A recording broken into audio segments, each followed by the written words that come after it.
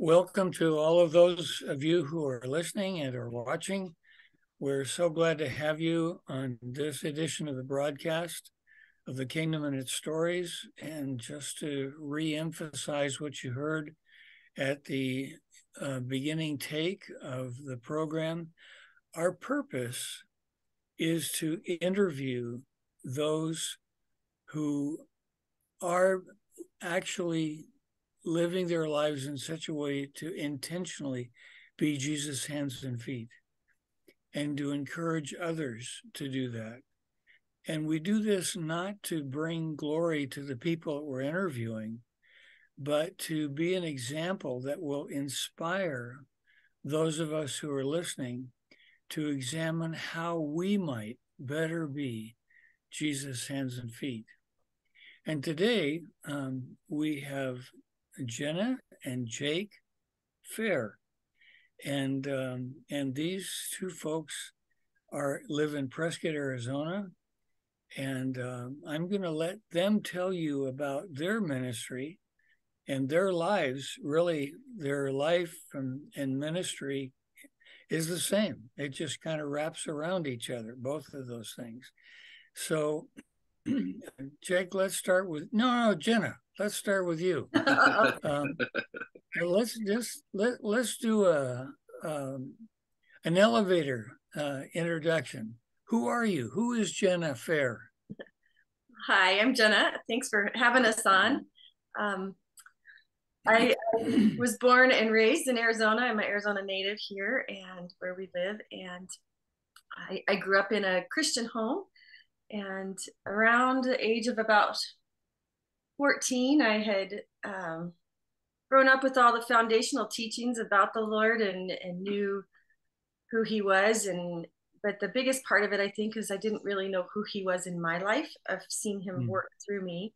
So about 14, I went to a missions conference in California and heard about a mission trip and decided that I wanted to do this. I wanted to venture out and see what God had for me. And it was the first time in my life where I saw God use a quiet, shy at the time, little 14-year-old to make an impact for eternity, for someone to come to know Jesus and for their life to change for eternity through a person that was not eloquent with words and didn't know all the training of things, but God could still use you, was a big identifier for me.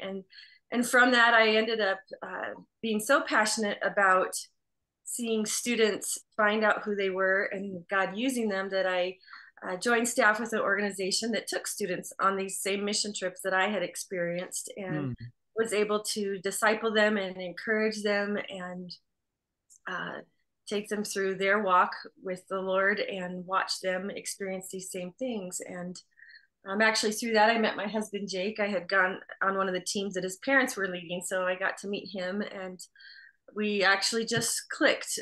We'd see the same thing across the room, the student struggling or something going on. And so we just ended up really having a neat friendship over our love for encouraging and discipling students, and went on from. So Jennah, is one of the conclusions from your short testimony that if you want to find a spouse, go on a mission trip?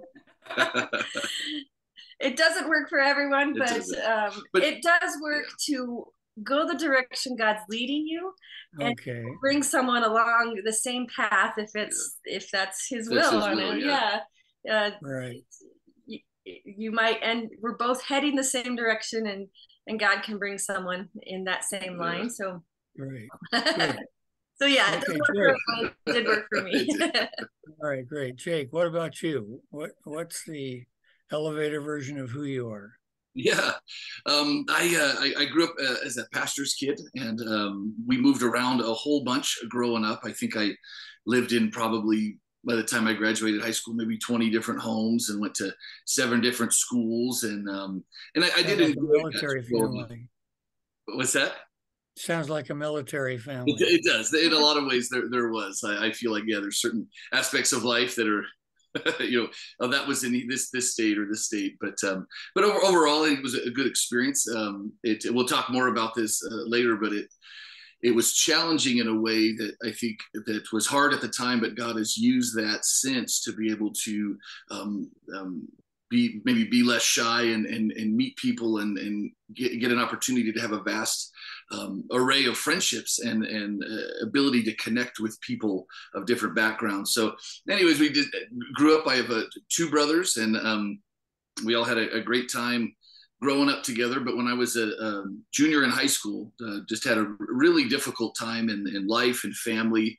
And for me, that was, I remember we were having a really hard time financially right out of high school. And we lived at a barn. It was a working barn. So there were pigs and a sheep underneath. I loved eating a ham sandwich in front of the pigs. I know that's a little weird, but I did it. And I was painting this barn because we didn't have enough money to pay rent. And I remember putting the paintbrush down and sitting on the roof and just having a conversation with God. I put it a lot more eloquently than I'm sure I did at 17, but I just was heartbroken about life and unsure about, the hope even to what life was going to bring. And I remember asking Jesus, I just said, I hope you are who you say you are. Mm. And it's neat to look back on that 20 some years later and to see that Jesus is who he says he is. And he cared for me in that way. And over the next year or two, it kind of developed into working at different places with students. And then we met Jennah. And then that kind of took off from there, from our ministry and so many things and adventures that we've had the opportunity to do that I never dreamed that we would. We have two kids. One's about to graduate high school and the other one is in junior high. And had a great time. Hopefully they have a positive experience too, being sons of pastors and missionaries like I did. So. Right. Well, so you both come from Christian backgrounds, mm-hmm. and God has led you through the experiences you've had to minister. Tell us about the ministry. How does that work?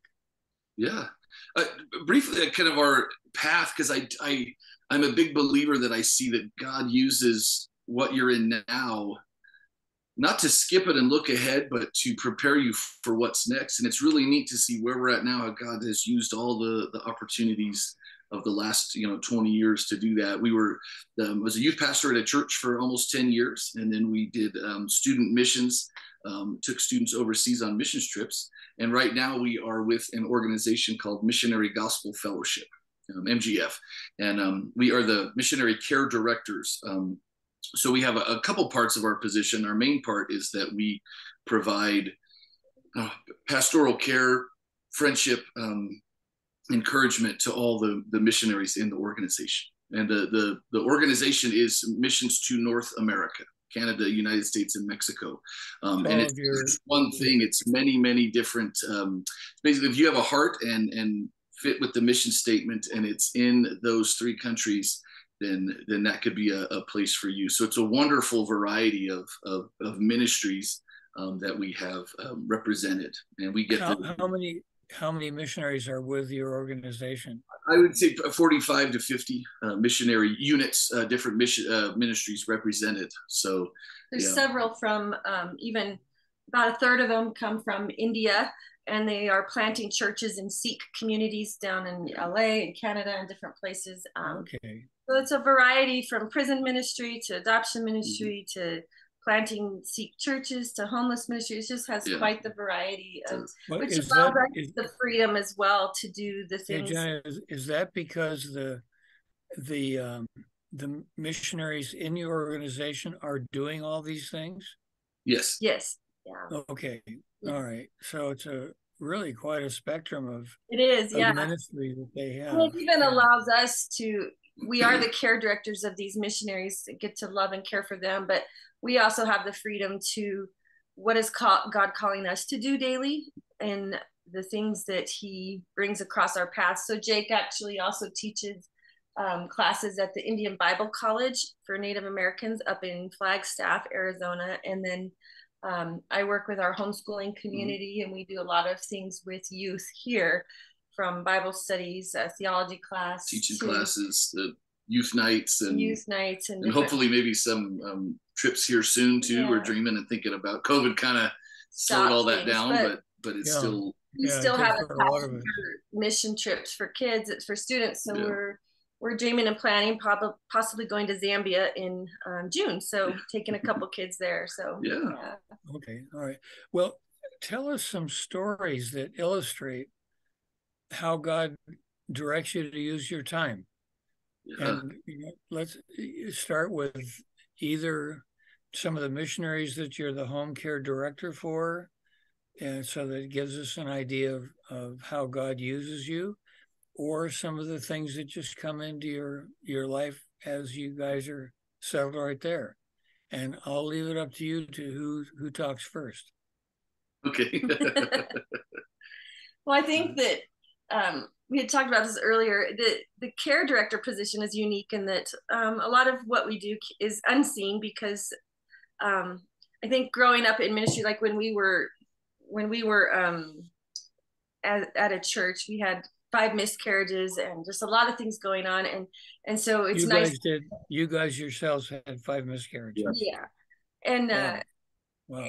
And that was a really rough time. And there were people who, like his brother came and preached for him and led some things, and there was people who stepped in. And so that's a big heart of what we do with these missionaries, is to be able to fill in with when needed. But a lot of the things that happen are private. They need a place that they're all giving out so much that they don't have maybe someone to talk to themselves, and you need those safe places to be able to talk. And if you're struggling with a faith crisis of something or their own private things, they need to be able to have a place. And we had that and know that experience. So it's important for us to offer that. So there are a lot of things that are private that we can't really share, but that we see God work in, and we have the opportunity to pray for whatever it may be, whether it's health things or family issues or infertility, like we had struggled with, and on top of all that. And so I think God uses all those things in unique ways. But we do get to see one of our missionaries. My son went on a mission trip down to Mexico, and it happened to be with the same organization. So we brought donuts down to the directors and get to care and love on them and walk through their own family deaths. And now you mentioned a faith crisis, and I thought you were talking about the missionaries. Do you mean missionaries sometimes have a faith crisis? Well, I would say this, maybe to add that it's yes, I think that we all have different things. Ministry is wonderful, but it can be discouraging, and it can be so lonely. Sometimes there's a loneliness that hits that you wonder, does anybody see what I'm doing? The sacrifices that we make, the difficulties that happen, and sometimes there's that you want to be able to share those maybe with the people you work with or the church you're at, and not that you can't do that, but it's nice knowing too, being in ministry is such a unique thing too. It's nice just to have somebody that kind of understands and has a heart to be able to say, oh, I get it, or I hear you, or to be able to pray for you and just to listen. When we had a faith crisis, I remember sharing earlier that when both our parents, right as we were getting married, both our parents had separated and divorced. And so it was a real hard time in getting married the same year. And we went away to a Bible college in Montana, and our house burned down while we were there. And I just remember thinking, I don't want to do ministry. Yep. I don't want Jake to go to school for ministry or anything. I'm just having a hard time feeling God's love and knowing his love. I knew it in my head, his truth, but I didn't know it down in my heart that he cared for me, because I didn't feel his care. Not that it's all about feelings, but I was really struggling and walking through that, and seeing how God cared through people.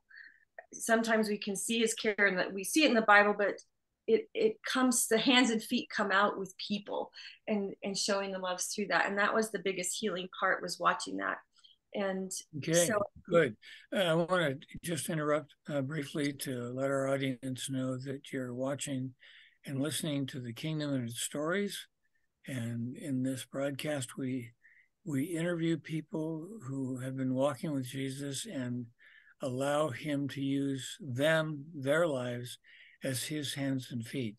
So, Jennah, you were just sharing about the fact that both of your parents, Christian families, went through divorce in your life. So that's pretty dramatic. Yeah. And could be, I can really understand how that could be a crisis in faith or bring a crisis in faith. So has that experience of walking through difficulty in your own lives, miscarriages, parents divorce, your house burned down, has that enabled you or disabled you to be able to minister to others? I think in the midst of it, it felt disabling.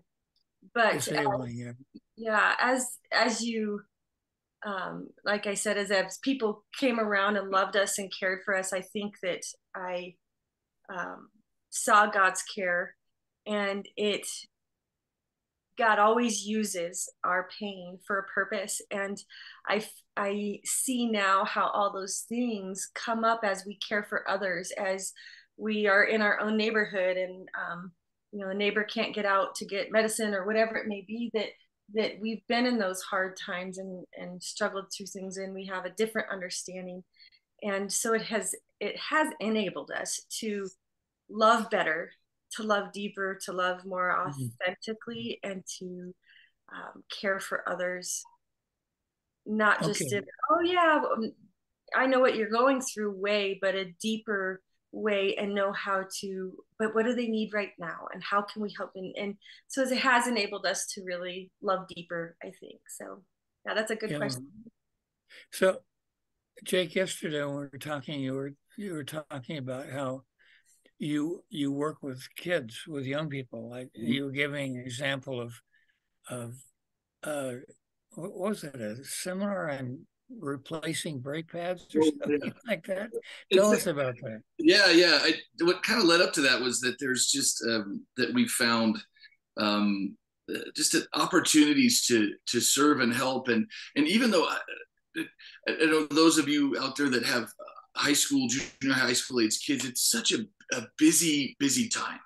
And it probably one of the busier times in our lives, but yet we're also in some ways connected to friends and different opportunities and things where we might not be as much. And so we've taught some classes and done some things. And one class that I taught to a homeschool group of students, about 30 students, was just an auto shop class. And I'm not necessarily a great auto mechanic. We just didn't have much growing up, and I just thought I could fix it. How hard could it be? And ended up working on cars and knowing a little bit, so we were passing that on. And I was just talking about how you can use working on vehicles and different things as a ministry. And we lived out in the country a little bit, and our neighbor just had some car trouble. And at one point, I know my son and we changed brakes and a thermostat on his van.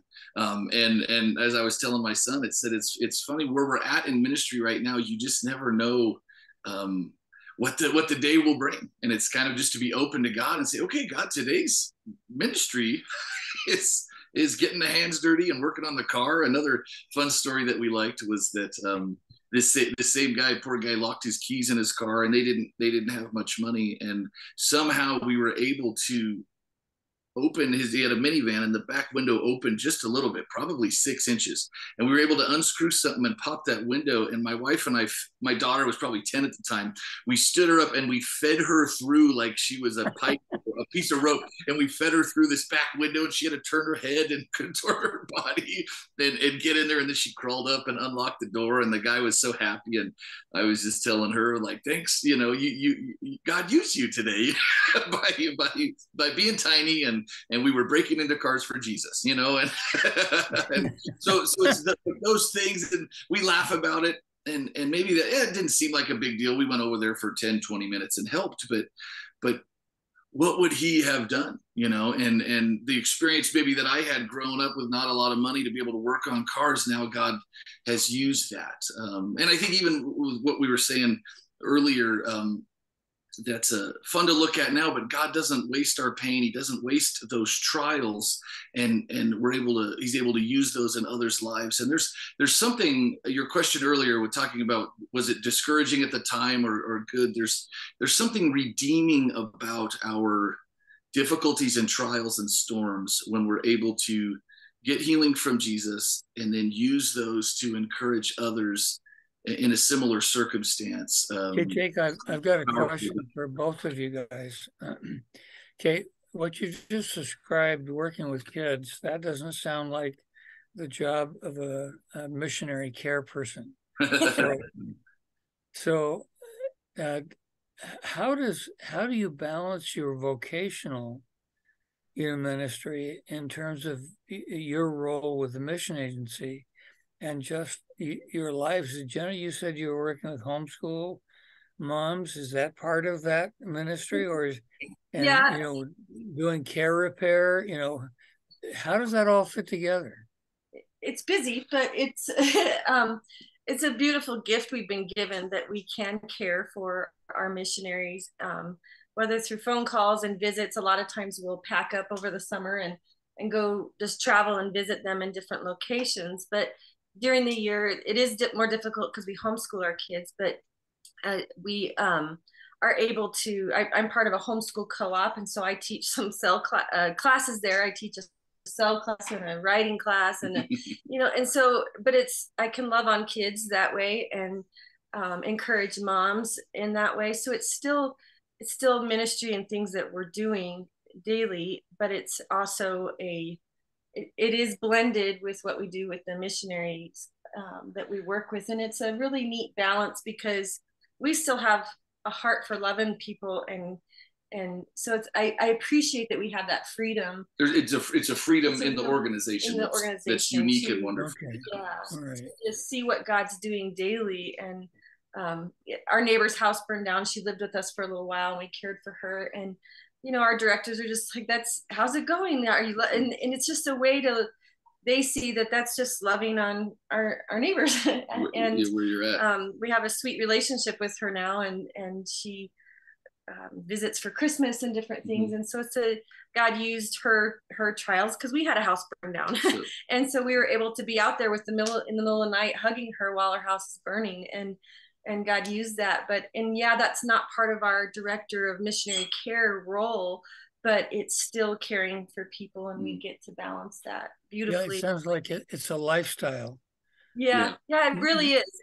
And actually it changed our mindset. Even when we were given such freedom, it does make you slow down in life and walk out and see every interaction at a store. And God wraps all of that together and says, here, go live for me. And it doesn't have to be in a title or anything else. He just allows us to listen to his Holy Spirit daily of what he has for us. And I think that's a big part of it.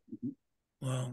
Yeah. So what would your message be to agency directors, Christian agency directors, about keeping their staff's nose to the grindstone in terms of what's specifically on the job description? Well, I think actually that the more freedom you give them to listen to the Holy Spirit, the more productive they're going to be in actually living for the Lord. And you don't have to ask them to work harder or stay nose to the grindstone. They're already going to do that when you give them that freedom. So to use the gifts that God's given them, and you don't feel like it's so confined in ministry that you can't do what you feel God has you do. Jake, you have 30 seconds to tell those who are listening. What would you say to them about being Jesus' hands and feet? 30 seconds. Yeah, something that's been on my heart is just this idea of perseverance. Life is difficult. Jesus understands that, and he experienced it too.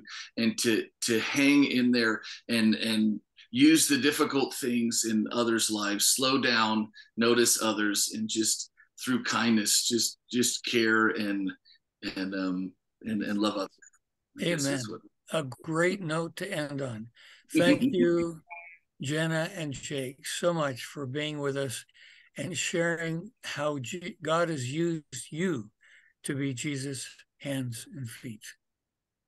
Thank you. Thanks for having us. Yeah, thank you so much.